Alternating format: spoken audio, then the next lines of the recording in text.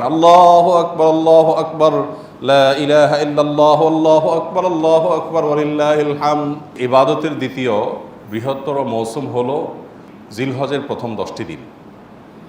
আকারে আয়তনে ইবাদতের সবচেয়ে বড় মৌসুম হলো রমজান মাস, 30 দিন ব্যাপী যে মৌসুম। সে মৌসুম সম্পর্কে আমরা সবাই কম জানি, বেশি জানি। যে মানুষ ইসলামকে খুব বেশি গায়ে মাখতে চান না, তিনিও রমজান মাসে একটু হলেও ইবাদত করার চেষ্টা করেন। কথিত আছে শয়তানও টুপি পরে, অর্থাৎ খারাপ মানুষটাও রমজান মাস আসলে একটু হলেও ভালো কাজ করার চেষ্টা করে, কারণ আমরা জানি রমজান ইবাদতের মাস। কিন্তু খুবই আফসোসের বিষয় হলো যে আমাদের এই দেশের মানুষ, বিশেষ করে সাবকন্টিনেন্টের মানুষ, আমরা জিলহজের প্রথম দশকের তাৎপর্য এবং গুরুত্ব সম্পর্কে জানি না বললেই চলে। এই কথাগুলো বারবার বলা দরকার। আমি আপনাদেরকে উদাত্ত আহ্বান জানাতে চাই, আপনারা এই কথাগুলোর ফেরিওয়ালা হয়ে যাবেন, এই কথাগুলো অন্যের কাছে পৌঁছে দিবেন। জিলহজের প্রথম দশক ইবাদতের যে অন্যতম বড় একটি মৌসুম এবং সুবর্ণ একটি সময়, মহামূল্যবান দামি একটা সময়, সেটা মানুষকে জানাতে হবে। এটার পর্যালোচনা, এটার চর্চা, এটার প্রচার, এটার প্রসার বাড়াতে হবে। আমরা অনেকেই জিলহজের প্রথম দশকের এই গুরুত্বপূর্ণ ইবাদতের সময়টাকে হেলায় নষ্ট করে ফেলি, হেলায় হারিয়ে ফেলি। আল্লাহ তাআলা আমাদের সবাইকে এই বছরের জিলহজের প্রথম দশককে সর্বোত্তম সুন্দর ব্যবহার করার তৌফিক দান করুন। মোহতারাম হাজরিন, কোরআনে আল্লাহ রাব্বুল আলামিন তার কিছু সৃষ্টির নামে শপথ করেছেন। আল্লাহ তাআলা কখনো চন্দ্রের শপথ, কখনো সূর্যের শপথ, কখনো সকালের শপথ, কখনো যুগের শপথ, বিভিন্ন সৃষ্টির শপথ আল্লাহ তাআলা কোরআনে করেছেন। আল্লাহ তাআলা তো শপথ করার দরকার নেই। শপথ মানুষ তখন করে যখন কোনো এমন কথা সে বলতে চায় যেই কথাটা অন্যদের কাছে অবিশ্বাস্য হতে পারে, তখন সেটার বিশ্বাসযোগ্যতা সৃষ্টি করবার জন্য মানুষকে কি করতে হয়? শপথ করতে হয়। তো আল্লাহ সুবহানাহু ওয়া তাআলার কোনো কথা, সেটার বিশ্বাসযোগ্যতা নিয়ে চুল পরিমাণ কোনো প্রশ্ন ওঠার সুযোগ আছে? তাহলে তিনি কেন শপথ করলেন? শপথ তো আমি আপনি করবো, যে আমার কথাটা আপনি বিশ্বাস করেন না করেন, এই জন্য আমি শপথ করে আপনাকে বিশ্বাস করাবো। আল্লাহর কথা তো বিশ্বাস করা না করার কোনো অপশন তার কথাতে তো নাই। তাহলে তিনি কেন শপথ করলেন? তিনি শপথ করেছেন যেই কথাটা তিনি বলতে চাচ্ছেন, এই কথাটা তিনি না বলে যদি আমরা বলতাম তাহলে শপথ করে বলা লাগতো। এরকম সিরিয়াস বিষয়, এরকম গুরুত্বপূর্ণ বিষয়, সেই কথাটা বোঝাবার জন্য আল্লাহ তাআলা শপথ করে। জাস্ট এই বার্তা দেওয়ার জন্য যে বান্দা, আমি যে শপথ করছি, শপথ করার পর যে কথাটা বলবো, তোমাদের সবার পূর্ণ মনোযোগ দাও, দিয়ে তোমরা শোনার চেষ্টা করো যে আমি শপথ করে কি বলছি। আল্লাহ সুবহানাহু ওয়া তাআলা শপথ করেছেন কেন? এই কথা বোঝাবার জন্য যে বান্দা, আমি শপথ করে যেই কথাটা বলতে যাচ্ছি, এই কথাটা তোমরা কেউ বললে কিন্তু শপথ করে বলা লাগতো, এত বড় ব্যাপার। অতএব তোমরা বোঝার চেষ্টা করো যে শপথ করে বলা জিনিসটা আর সাধারণ বলা জিনিস একরকম না, এটার গুরুত্ব অনেক বেশি। এই গুরুত্ব বোঝাবার জন্য আল্লাহ শপথ করেন, বিশ্বাসযোগ্যতা সৃষ্টি করবার জন্য আল্লাহ তাআলা শপথ করেন না, কারণ আল্লাহ তাআলা বিশ্বাসযোগ্যতা সৃষ্টি করার দরকার নাই। এখন আল্লাহ তাআলা যে সৃষ্টিগুলোর নামে শপথ করেন, সেটার বৈশিষ্ট্যটা কি, সেটার তাৎপর্যটা কি? সেটার তাৎপর্য হলো, আল্লাহ কোনো সৃষ্টির নামে শপথ করার মানে হলো এই সৃষ্টিটা মহৎ, বিশাল, এটা অনেক বড়, এটা বোঝান আল্লাহ তাআলা। যেমন আল্লাহ রাব্বুল আলামিন ফজরের শপথ করেছেন, ওয়াল ফজর, এবং ফজরের শপথ, তার মানে অন্য নামাজের চাইতে এই নামাজের আলাদা তাৎপর্য আছে, এই জন্য আল্লাহ এটার নামে শপথ করেছেন। আল্লাহ সুবহানাহু ওয়া তাআলা শপথ করেছেন ওয়াস-সুবহ, সকালের শপথ, ভোরের শপথ, প্রভাতের শপথ। এর মানে অন্য সব সময়ের চাইতে এই প্রভাতের সময়টার একটা আলাদা তাৎপর্য আল্লাহর কাছে আছে। তো আল্লাহ তাআলা এরকম একটা শপথ করেছেন, ওয়াল ফাজরি ওয়ালায়ালিন আশর, ফজরের শপথ এবং 10টি রাতের শপথ। সূরা ফজর আয়াত নম্বর 2। এখানে আল্লাহ রাব্বুল আলামিন 10টি রাতের শপথ যে করেছেন, এটা কোন রাত? আমরা তো ফজিলতপূর্ণ রাত হিসাবে রমজানের শেষ দশকের রাতগুলোকে জানি, তাই না? ওইগুলো ছাড়াও আল্লাহ রাব্বুল আলামিন এই আয়াতে যে শপথ করেছেন, সেটা কিন্তু সেই দশক নয়। এই আয়াতের তাফসীর সম্পর্কে গোটা পৃথিবীতে আল্লাহর কালাম, আল্লাহর নবীর পরে সবচেয়ে বেশি বুঝছেন কে? আল্লাহ নবী সাল্লাল্লাহু আলাইহি সাল্লামের পরে কোরআনের ব্যাখ্যা সবচেয়ে ভালো বুঝতেন কে? আব্দুল্লাহ ইবনে আব্বাস রাদিয়াল্লাহু তাআলা আনহু। কেন ভালো বুঝতেন? কারণ নবী করিম সাল্লাল্লাহু আলাইহি সাল্লাম নিজে তার জন্য দোয়া করছেন, আল্লাহুম্মা আল্লিমহুল কিতাব আল্লিমহুত তাওয়িল, আল্লাহ এই ছেলেটাকে আপনি কোরআনের ব্যাখ্যার জ্ঞান দিয়ে দেন। আল্লাহ এমন দাওয়া দিয়েছেন যে ওনার ব্যাখ্যা ছাড়া কোরআন বোঝা এটা খুব টাফ। তো তিনি আব্দুল্লাহ ইবনে আব্বাস রাদিয়াল্লাহু তাআলা আনহু, তাফসীর ইবনে কাসিরে আসছে, তিনি ওয়ালায়ালিন আশ এর ব্যাখ্যায় বলেছেন যে 10টি রাতের শপথ আল্লাহ এখানে করে বোঝাতে চেয়েছেন জিলহজের প্রথম 10টি রাতকে। সেটা শুরু হচ্ছে সামনের এই সোমবার কিংবা মঙ্গলবার থেকে। এই 10টি রাতের শপথ আল্লাহ রাব্বুল আলামিন করেছেন। তাহলে আমরা কি বার্তা পেলাম? যে এই 10টি রাতের তাৎপর্য আল্লাহর কাছে এত বেশি যে আল্লাহর হাজার হাজার লক্ষ লক্ষ সৃষ্টির মধ্যে এই 10টি রাতের নামে শপথ করার মানে হলো এটা অন্য যে কোনো সৃষ্টি বা যে কোনো সময়ের চাইতে অনেক বেশি গুরুত্বপূর্ণ। তাহলে একটা মর্যাদা আমরা বুঝতে পারলাম। আমরা কি সেই মর্যাদাটা দেই রমজানের এই জিলহজের প্রথম 10 দিনকে? জিলহজের প্রথম 10 দিন আসলে আমরা সাধারণত এটাকে 2টা কাজের সময় বা মৌসুম মনে করি। এক কোরবানি, আরেকটা হলো হজ। জিলহজ মাস এর চাঁদ দেখা গেছে, সাথে সাথে পত্রিকাগুলোর নিউজ হয় কি, গতকাল বাংলাদেশে আকাশে চাঁদ দেখা গেছে। জাতীয় চাঁদ দেখা কমিটির বৈঠকে এই ঘোষণা বা সিদ্ধান্ত গৃহীত হয়েছে। অতএব আগামী অমুক তারিখ পবিত্র ঈদুল আজহা, গোসল খাইতে পারবেন আপনারা অমুক তারিখে, সুসংবাদ গ্রহণ করেন। এ হলো নিউজের সামারি, তাই না? অথচ নিউজ হওয়া দরকার ছিল কি, জিলহজের চাঁদ দেখা গেছে গতকাল, এর মধ্য দিয়ে মুসলমানদের জন্য ইবাদতের একটা মৌসুম শুরু হলো। বহুবিধ আমল করে মুসলমানরা এই দশককে উদযাপন করেন, পালন করেন এবং এই দশককে অর্থবহ করে তোলার চেষ্টা করেন। এ হলো আমাদের সমাজের বাস্তবতা, উঠে আসবে, তাই না? এখন জিলহজের চাঁদ উঠলে আমাদের মাথায় আসে, আমাদের স্মৃতিতে আসে গরুর ছবি আর ছাগলের ছবি, ঠিক না? ঠিক বলেন। কোরআনের পাতা, তসবির দানা, জায়নামাজ, দোয়া, চোখের পানি, এই স্মৃতিগুলো কি আমাদের মাথায় ভাসে? তার মানে কি আমরা সঠিক জায়গায় আছি?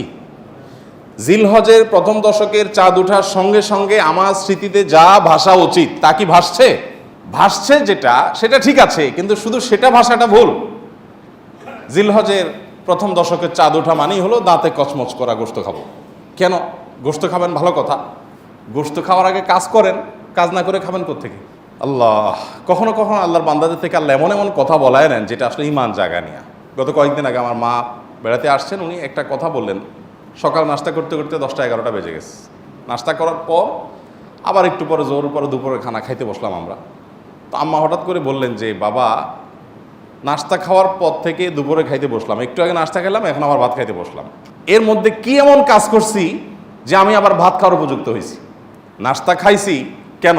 শরীরে এনার্জি তৈরি করছি, এই জন্যই তো। এই এনার্জি দিয়ে আল্লাহর কে ইবাদত করছি যে আল্লাহর আরেকটা নামে তখন খাইতে বসছি? কোন মুখে? আগের যেটা খেয়েছি সেটার একটা হক তো আদায় করবো, কিছু ভালো কাজ তো করবো, তারপরে না আবার এনার্জির জন্য আমি খাওয়া দাওয়া করব। আগেরটা করছি, করে এখন আবারটা খেতে বসছি, মাঝখানে আমার অ্যাচিভমেন্টটা কি, অর্জনটা কি? আমি চিন্তা করলাম যে কত বড় কথা। অথচ এটাই বাস্তবতা যে আমি কোরবানির গোশত খাবো, দাঁত কসমস করছি, ভালো কথা। তার জন্য আমি কি অ্যাচিভমেন্ট করেছি, আমার অর্জনটা কি? যে আমি আল্লাহর দেওয়া নেয়ামত। আল্লাহ তো কোরবানির গোশতটা আমাদেরকে খেতে দিয়েছেন, এটা হলো হাদিয়া, এটা হলো আল্লাহর তরফ থেকে আমাদের জন্য। কি কিভাবে হাদিয়া? দুনিয়াতে এমন কোনো দান আছে যে দানকারী নিজে আবার খায়? আছে কোনো দান? আপনি মসজিদে টাকা দিছেন, এখন এই টাকার মালিক কে? কে মালিক? না মসজিদ কমিটি? মসজিদ কমিটি মালিক? তো মালিক হলে তো মসজিদ কমিটি বাইরে নিয়ে যেতে পারতো। মালিক কে? আল্লাহ। আমরা মসজিদে টাকা দেওয়ার মানে হলো আল্লাহ আপনাকে খুশি করার জন্য দিলাম, আপনাকে তো ডাইরেক্ট দেওয়ার সুযোগ নাই, আপনার ঘরে আমি দিলাম, এটা আপনাকে দিলাম, বিনিময়ে আবার আপনার কাছ থেকে নেব, তাহলে আল্লাহর সাথে গিভ এন্ড টেক হচ্ছে, তাই না? মসজিদ কমিটি শুধুমাত্র সেটার আল্লাহর প্রতিনিধি হিসাবে সেটা ইউটিলাইজ করেন, কিন্তু মালিক কে? এই জন্য কোনো লোক যদি মসজিদে দান করে, মাদ্রাসায় দান করে, কোনো গরিবকে দান করে আবার দানের কোনো ধাপ দেখায়, তাহলে তার দান আল্লাহ গ্রহণ করেন না। কেন গ্রহণ করেন না? কারণ তুমি তো আমাকে দাও নাই, তুমি সেখানে দিয়ে ভাব ধরেছো যে এটা তো আমার দান, আমার দেওয়া, এবং সেটার ফিডব্যাক তুমি আশা করছো, তাহলে আমার কাছে তুমি আর আশা করতে পারো না। আমার জন্য দিয়ে থাকলে শুধু আমার কাছে আশা করবা, আর কারো কাছে কিছু আশা করবা না। তো আল্লাহ রাব্বুল আলামিনের দান, আল্লাহর জন্য দেওয়া, যত অপশন আছে আপনি দেখেন। আপনি একটা গরিবকে কিছু টাকা দিলেন, দেওয়ার পর আবার সেটা আপনি ফেরত নিতে পারেন? এটা তার হয়ে যায়। মসজিদে দিয়ে দিয়েছেন, মসজিদের হয়ে গেছে। মাদ্রাসা দিয়ে দিয়েছেন, মাদ্রাসার হয়ে গেছে। যত দান আছে দেওয়ার পরে সেটা নেওয়ার সুযোগ আছে। একটা দান শুধু আছে, একটা দান, সেটা হলো কোরবানি। যে দান করার সময় আপনি বলছেন বিসমিল্লাহ আল্লাহু আকবার আল্লাহুম্মা মিনকা ওয়া লাক, আল্লাহ এই পশু আপনার থেকেই পাইছি, আবার আপনার উদ্দেশ্যে এটা আমি জবাই করে দিছি, এর কোনো কিছু আমার আশা নাই, আমি আপনার উদ্দেশ্যে দিয়ে দিছি। এটা আমি নিজের বাসায় গোশত কিনতে হয় সেজন্য জবাই করি নাই, আমি আপনার নির্দেশ পালনার্থে জবাই করেছি। তাহলে এই গোশতগুলো মূলত আমাদের কাছে আর ফিরে আসার কথা? এটা তো সব আল্লাহর পক্ষ থেকে গরিবদেরকে দান করার কথা, তাই না? কিন্তু না, আল্লাহ কোরআনে বলছেন ফাকুলু মিনহা, কোরবানির গোশত থেকে তোমরাও খাও, তোমরাও খাও। আর ওয়াতআমুল কানিআ ওয়াল মু'তার, যাদের আছে আত্মীয় স্বজন তাদেরকেও দাও, প্রতিবেশীদেরকেও দাও, আবার অভাবী মানুষদেরকেও দাও। তার কি দাঁড়ালো? কোরবানির এই গোশতটা আমি জবাই করার সাথে সাথে এটা আল্লাহর জন্য করে দিয়েছি, বাট আল্লাহ বলছে বান্দা ওকে আমি পাইছি, এখন তোমাকে আবার একটু খেতে দিলাম। তাহলে দানের জিনিসটা আবার আমি পাচ্ছি, এটা আল্লাহর দান না? তো আল্লাহর দানটা পাওয়ার জন্য কি উপযুক্ততা তৈরি করছেন আপনি? আমাদের এই প্রশ্ন বিবেকে জাগা উচিত যে আমি কি উপযুক্ত তৈরি করেছি। এই জিলহজের প্রথম 10টি দিন ইবাদত বন্দিগি করার মাধ্যমে আল্লাহর সেই উপঢৌকন পাওয়ার উপযুক্ততা আমার মধ্যে তৈরি হবে। আমি শুধুমাত্র পানি সেচার সময় নয়, মাছ ধরার সময় হাজির হয়ে গেলাম, 10 দিন ইবাদত বন্দিগির খবর নাই, ঈদের সময় দাঁত কসকস করে গোশত খাইতে বসে গেলাম, এটা তো হতে পারে না। দেখেন, ইসলামের সৌন্দর্যের একটা দিক হলো এটি যে আপনি রমাদান জুড়ে ইবাদত করবেন, সারা রমাদান জুড়ে পরিশ্রম করবেন, এরপর আল্লাহ তাআলা বলবেন বান্দা জান্নাতের আনন্দ তো পরে, নগদ তোমাকে একটা ঈদ দিলাম, আনন্দ করো। বলেন ঈদের আনন্দের যে নির্মলতা, ঈদের আনন্দের যে আপনার অনুভূতি, এই অনুভবটা অন্য কোনো আনন্দে পাওয়া যায়? পাওয়া যায় না। মানুষ ঈদের বিকল্প দাঁড় করানোর জন্য বহু চেষ্টা করে, অমুক দিবস তমুক দিবস, হান তান, কিন্তু কোনোটাতেই আসলে ঈদের জায়গাটা কখনো পূরণ করা যায় না, সম্ভব না। আল্লাহ তাআলা নিজে বান্দাকে অলৌকিক এক আনন্দ দেন, লৌকিক কোনো আনন্দ না। এখানে এই আনন্দটা ভেতর থেকে আসে, গরিব ধনী সবার মধ্যে আসে। তো এটা যে দিচ্ছেন আল্লাহ তাআলা, তার জন্য আগে একটা ইবাদতের মৌসুম রেখেছেন। রমাদানের 30 দিনের মৌসুম, আর এই ঈদুল আজহাতে 10 দিনের মৌসুম। এই পুরো সময় ইবাদত বন্দী করবেন, এরপর আপনি ঈদ উদযাপন করার জন্য নিজেকে উপযুক্ত হিসাবে আশা করতে পারেন। আল্লাহ আমাদেরকে তৌফিক দান করুন।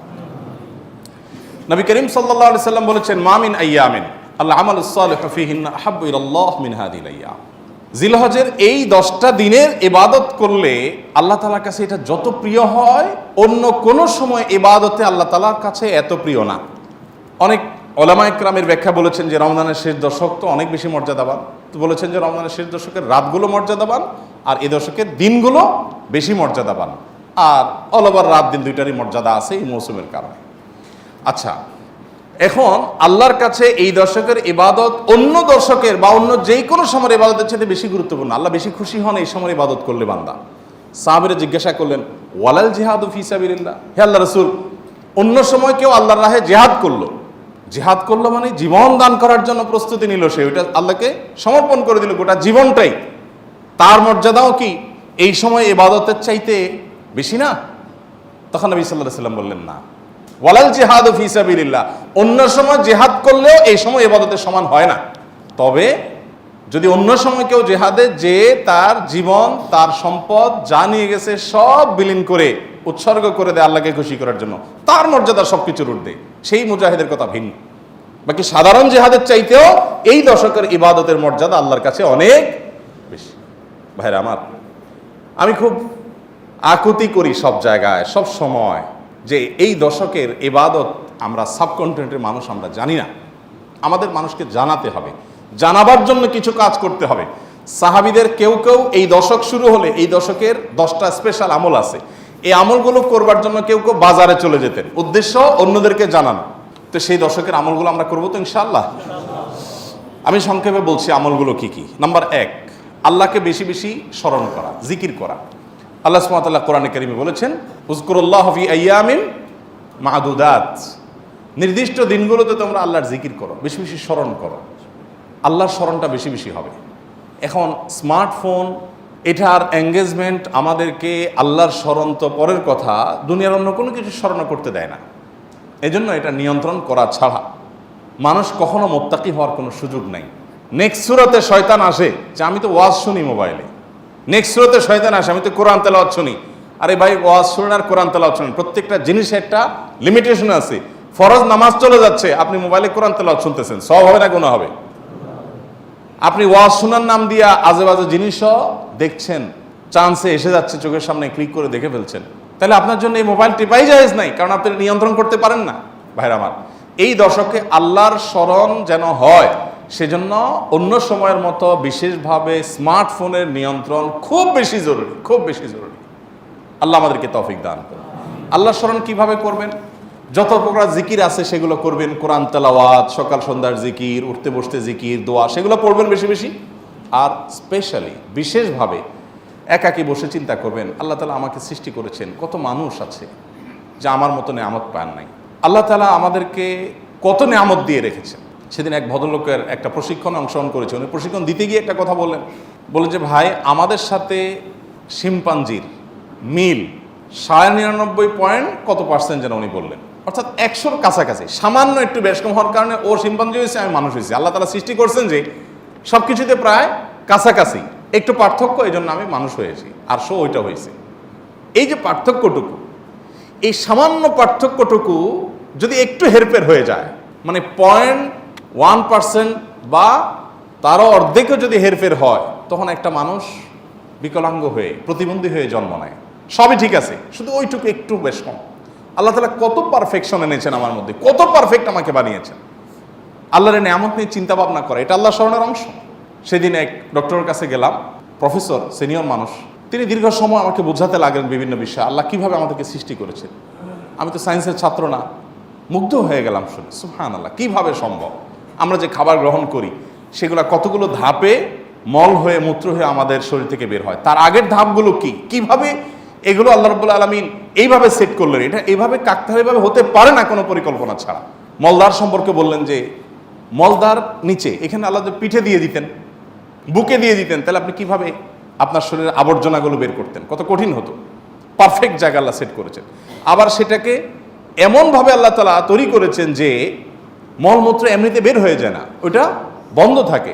আবার যাতে বের হওয়া সহজ হয়, তার জন্য পানি যতটুকু প্রয়োজন মলের সাথে ততটুকু দেওয়া হয়, আঠালো পদার্থ তৈরি হওয়ার ব্যবস্থা করা হয়, না হলে এটা ছিঁড়ে যাবে, ফেটে যাবে। মানে কত কিছু যে আছে। প্রায় 2.5 ঘন্টা, আমি একটা রোগী, আমাকে উনি 2.5 ঘন্টা সময় দিলেন। অবশ্য রাতে, অন্য রোগী ছিল না কেউ, সব শেষ রোগী ছিলাম আমি। 2.5 ঘন্টা উনি আমাকে বোঝালেন এবং আমি মুগ্ধ হয়ে গেলাম, সব ভুলে গেছি আমি কাজ কাম বাদ দিয়ে। সুবহানাল্লাহ। বললেন যে ভাই, আল্লাহ তাআলা কি নিয়ামত আপনার ভিতর দিয়ে রাখছে, আপনি এটা বুঝেন তো আপনার কপাল সিজদায় অবনত এমনিতেই হয়ে যাবে। তো আল্লাহর স্মরণের অংশ হিসাবে এগুলো, যে আল্লাহর কুদরত নিয়ে চিন্তা করা। আর সব বাদ দেন, আল্লাহ আমাকে হাত পা সুস্থ রেখেছেন, কত মানুষ অসুস্থ, কত মানুষ বিভিন্নভাবে আক্রান্ত। গত শুক্রবারের আগের শুক্রবার এই মসজিদে আশেপাশের বোধহয় হাউজিংয়ে থাকেন কোন এক ভাই, এসে আমাকে চোখের পানি মুছতে মুছতে বললেন, ভাই 6,000 টাকা আছে আপনার মসজিদ কমপ্লেক্সের জন্য, সরি 8,000 টাকা আছে, এটা টাকাগুলো নেন। তো আমি নিয়ে আমাদের সহকারীকে দিলাম। ভদ্রলোক বললেন যে আমার একটা ছেলে ছিল, সে ব্যাংকে বোধহয় টাকা জমাইছে বা কেউ দিছে, সেখান থেকে সে বলছে এটা আমি মসজিদ কমপ্লেক্সে দেবো ওনাদের। তো ও 7,000 টাকার সাথে আমি 1,000 যোগ করলাম, এটা আপনি নেন। তো ছেলের কি হয়েছে? ও বলে যে ছেলে আপনার হাতে দিতে চাইছে, কিন্তু সে হাসপাতালে বেডে শুয়ে আছে। হাসপাতালে বেডে শুয়ে আছে ছেলেটা। কি হয়েছে তার? বলে যে ক্যান্সার আক্রান্ত। ক্যান্সার আক্রান্ত, 6 বছরের বাচ্চা, এবং সে লাস্ট স্টেজে আছে, শুধু মৃত্যুর জন্য অপেক্ষা করছি আমরা। তো আমার খুব খারাপ লাগলো, বললাম যে ছেলেকে দেখতে যাবো আমি। পরের দিন গেলাম হাসপাতাল, আলমারার হাসপাতালে গেলাম। হাসপাতালে যাওয়ার পর যে দৃশ্য দেখলাম আমি, ছেলেটা মারা গেছে কয়েকদিন আগে। এই এলাকার মহল্লার মানুষ উনি, এখানকার। তো সেই দৃশ্য দেখে আমার সাথে আরও একজন গেছেন, যারা গেছেন কেউ নিজেকে ঠিক রাখতে পারেন নাই। প্রত্যেকটা মানুষ কাঁদছিলেন, এত কষ্ট হচ্ছে বাচ্চাটার, মানে দেখার মতো কোনো দৃশ্য না। 6 বছরের একটা বাচ্চা, কত বড় পরীক্ষা মা বাবার জন্য।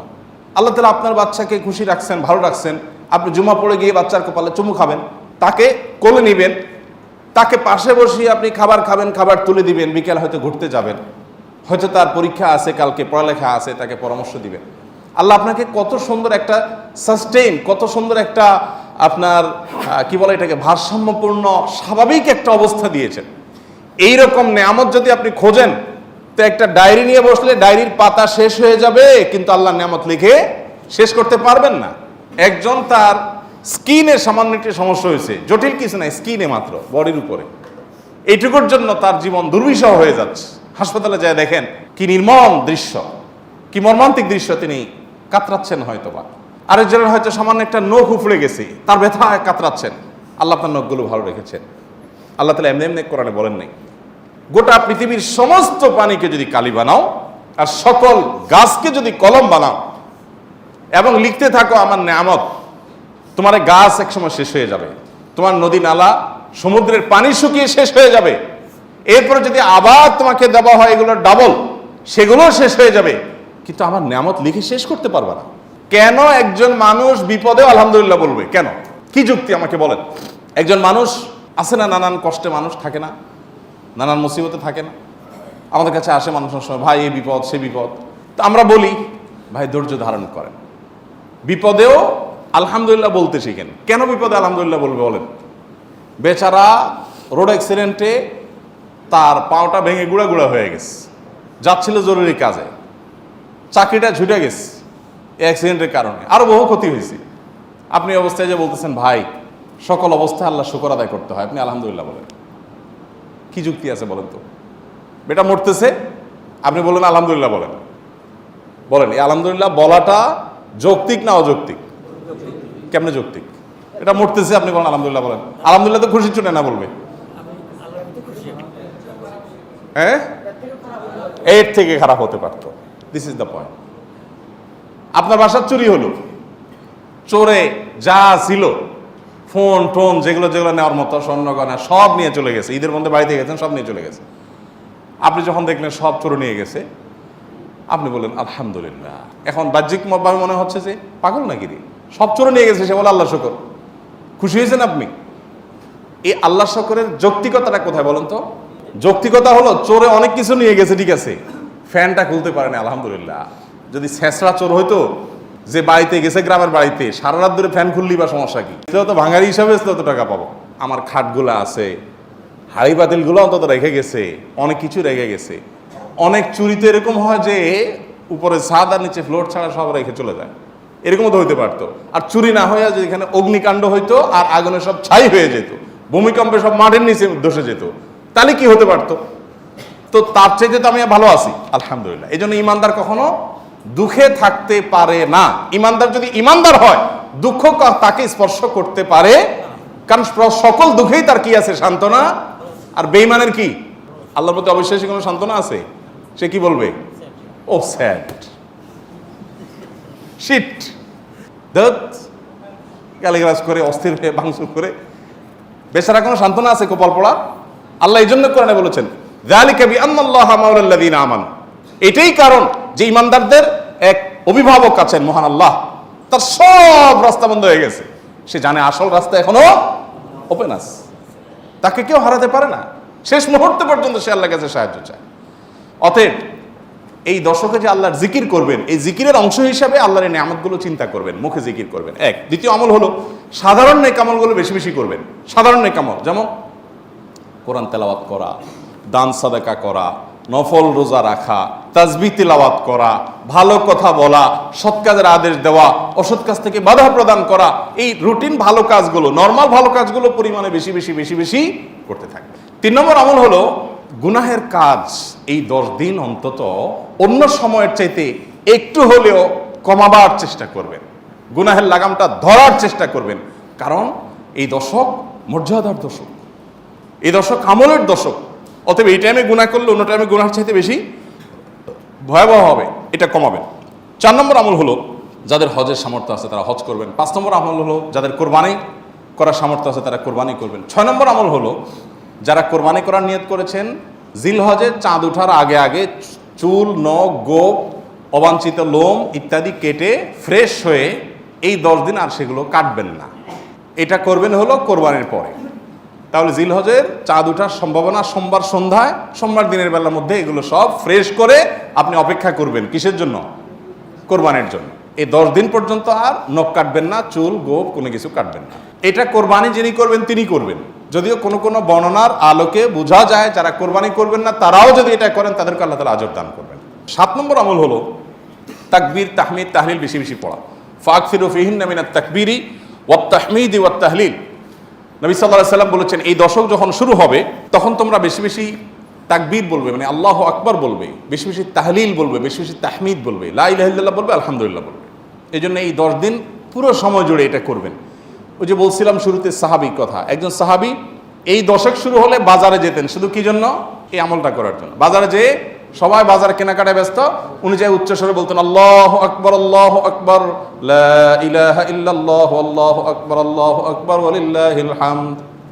এর উনি বাজারে গিয়ে বলতেন। উদ্দেশ্য কি? অন্যদের যাতে স্মরণ। এখন আপনি ভূমিপল্লীতে কয়েকটা দোকান আছে অথবা চিটাগাঙ্গে বাজার আছে, আপনি বাজারে যায়া সবাই কেনাকাটায় খুব সিরিয়াস মুডে আছে, আপনি যাই যদি সেখানে জোরে জোরে বলেন আল্লাহু আকবার, আল্লাহু আকবার, লা ইলাহা ইল্লাল্লাহু, আল্লাহু আকবার, আল্লাহু আকবার, ওয়ালিল্লাহিল হামদ, কি হবে দৃশ্যটা বলেন তো? এটা আপনি যদি বলেন সবার মধ্যে, অনেক লোক বাজারে, মাঝ বাজারে জমজমাট, আপনি যাই জোরে জোরে এটা বললেন, কি করবে সবাই? সবাই থাকায় বলবে ব্যাপার কি, সমস্যা আছে নি, কোনো অসুস্থতা আছে কিনা বেচারা, এটা না বলবে। ওই যে সবাই যে অসুস্থ, সবার যে ইমানের রোগ, তাকওয়ার রোগ, এই জন্য সুস্থ মানুষকে কি মনে হয়? অসুস্থ মনে হয়, কারণ এটা তো দেখতে অভ্যস্ত না সে। আমি এই জন্য বলি ভাই, এই সুন্নতটা ওই সাহাবীর সুন্নতটা জিন্দার নিয়তে একটু দোকানে যায়, যা সবাই চা খাচ্ছে একটু একটু চিৎকার করে বলার দরকার, একটু জোরে বলেন যাতে তারা শুনে। যদি দেখেন যে তারা অন্যভাবে তাকাচ্ছে, বুঝতেছে না, পিঠে হাত দিয়ে সুন্দর করে একটা মুচকি হাসি দিয়ে বলেন ভাই এই দর্শকে বেশি বেশি তাকবীর পড়তে হয়, তো এই জন্য আমি একটু জোরে বললাম যাতে আপনার স্মরণ হয়। দেখবেন সেখান থেকে অনেকের বিবেক খুলে গেছে, উনি পড়বে ইনশাআল্লাহ। চেষ্টা করা যাবে তো ইনশাআল্লাহ। তাহলে তাকবীর তাহমিদ তাহলিল জোরে পড়বেন। আমি প্রতি বছর আপনাদেরকে এই কথা শুনাই, এবছরও বলি। সেটা হলো মিডল ইস্টের বিভিন্ন দেশে দেখা যায়, বিশেষ করে সৌদি আরবে, সামাজিক সৌন্দর্য। বিভিন্ন গলিতে যখন ঢুকবেন জিলহজের এই 10 দিন, আপনি দেখবেন তাদের গেইটের ওখানে ছোট্ট একটা ওই যে ব্লুটুথ ডিভাইস লাগানো আছে, এখানে সারাক্ষণ তাকবীর সুমধুর কণ্ঠে চলছে, আল্লাহু আকবার, আল্লাহু আকবার, লা ইলাহা ইল্লাল্লাহু, আল্লাহু আকবার, আল্লাহু আকবার, লিল্লাহিল হামদ। অথবা অন্য তাকবীর চলছে, আল্লাহু আকবার কাবীরা ওয়ালহামদুলিল্লাহি কাসীরা ওয়া সুবহানাল্লাহি ওয়া বিহামদিহি বুকরাতান ওয়া আসীলা। সব জায়গা, দোকানে যাবেন, মার্কেটে যাবেন, এখন আস্তে আস্তে সৌদি আরব থেকে এগুলো হারিয়ে যাচ্ছে, দুঃখজনক, কিন্তু ছিল এগুলো। এবং এখনও অনেক জায়গা আছে যে দোকানদার ওই মৃদু কণ্ঠে এটা চালায় রাখছেন। আর আমাদের ঈদুল আজহা আসছে, এখন জাগানাকা গানের চোটে আপনি হাঁটতে পারবেন না কোথাও। গরুর বাজার, ছাগলের হাট, গান চলে। এখানে আমি যখন ভূমিপল্লী ছিলাম, এইখানে যে বাজার হয়, আমি যাই থামাইছি 2 দিন, যাই সেখানে কমিটির লোকদেরকে ধরলাম, ভাই ঈদুল আজহা একটা ধর্মীয় দিবস, কাজটা ধর্মীয়, আর সেখানে আপনি জাগানাকা গান লাগায়া গরু বেচতেছেন, ছাগল বেচতেছেন। আল্লাহ তো বিবেক দিছে অন্তত, এখানে অন্য কিছু লাগান, এটা কিরে ভাই? আর আপনার গানের অত্যাচারে আশপাশে মানুষ ঘুমাইতে পারে না, থাকতে পারে না, এ কি মানুষ? এ কোনো মনুষ্যত্ব তো থাকার কথা না। 2 বার আমি গেছি শরীরে, এবং যা তাদেরকে অনুরোধ করে হাতে পায়ে ধরে বুঝায় থামাইছি। সারা বাংলাদেশে এই চিত্র, আপনি কয় জায়গায় যাবেন যে জাকানাকা গান চলছে, চলার কথা তাকবীর তাহমিদ তাহলিল। তো আমরা চেষ্টা করবো তো ইনশাআল্লাহ তাকবীর তাহমিদ তাহলিল করার, বাচ্চাদেরকে শিখিয়ে দিব। আর আরাফাতের দিন সকাল থেকে, জিলহজের 9 তারিখ ফজর থেকে নিয়ে 13 তারিখ আসর পর্যন্ত প্রত্যেক নামাজের পরে একবার করে তাকবীরে তাশরিকটা বিশেষভাবে পড়তে হবে, নারী পুরুষ সবাই। আর 9 নম্বর আমল হলো আরাফাত দিন রোজা রাখবেন। আরাফাত দিন রোজা রাখলে কি লাভ হবে? 1 বছর আগের আর 1 বছর পরের অগ্রিম, পরের বছর যদি বাঁচেন সেটারও ছোটোখাটো গুনাহগুলো আল্লাহ তাআলা মাফ করে দিবেন। আর 10 নম্বর আমল হলো ঈদুল আজহার সকল সুন্নতগুলো আদায় করবেন। চেষ্টা করবো তো আমরা ইনশাআল্লাহ। আল্লাহ আমাদের সবাইকে আমলের তৌফিক দান করুন।